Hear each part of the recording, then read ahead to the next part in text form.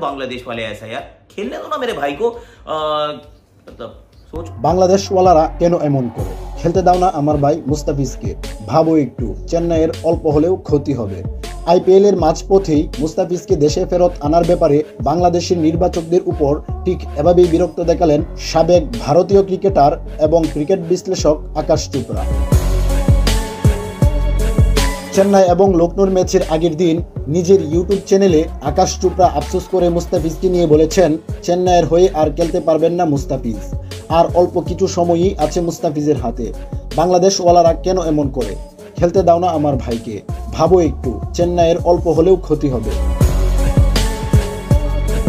শুধু এটুকু বলেই ক্ষান্ত হননি আকাশ চোপড়া। সাথে জালাল ইউনুসের কথার জের ধরে মুস্তাফিজের আইপিএল খেলায় কোনো লাভ হচ্ছে না এবং ফিজের উপর ওয়ার্কলোড কমানো নিয়ে বেশ জোরালোভাবে জবাব দেন তিনি। নিজের ইউটিউব চ্যানেলে আকাশ বলেছেন, বাংলাদেশ তো বলেছে আইপিএল খেলে কোনো ফায়দা হবে না মুস্তাফিজের, খেলে কি পাচ্ছে? ওয়ার্কলোড ম্যানেজ হচ্ছে না, তারা ফিজকে ফেরত নিতে চায়, ডাকলে ডাকেন। তবে বাংলাদেশ না অনেকবার এমনটা করেছে, আমি বলি কি এমনটা করবেন না। ওয়ার্ল্ড কাপের অনেক সময় আছে, ভারতের খেলোয়াড়রাও যাবে। আমি একটু স্বার্থপর, তাও আমি ভাবি বাংলাদেশ কেন এমন করে?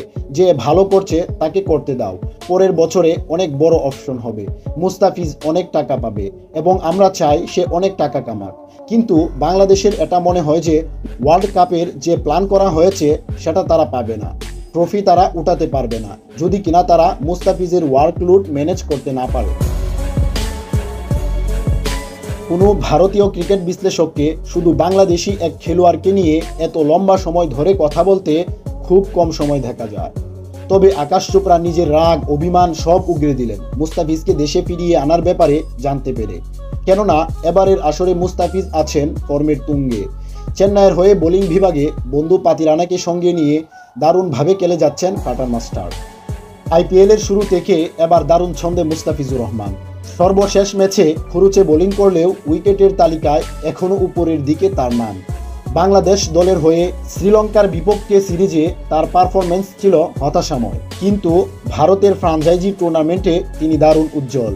আইপিএলে চেন্নাই সুপার কিংসের হয়ে তিনি আবির্ভূত হন ভিন্ন চেহারায়। চেন্নাইয়ের জার্সিতে প্রথম খেলতে নেমে প্রথম ম্যাচেই তিনি নেন 29 রানে 4 উইকেট। আইপিএলে নিজের সেরা বোলিং করে প্রায় 8 বছর পর জেতেন ম্যাচ সেরার পুরস্কার। পরের 4 ম্যাচে দেখা পান আরও 6টি উইকেট।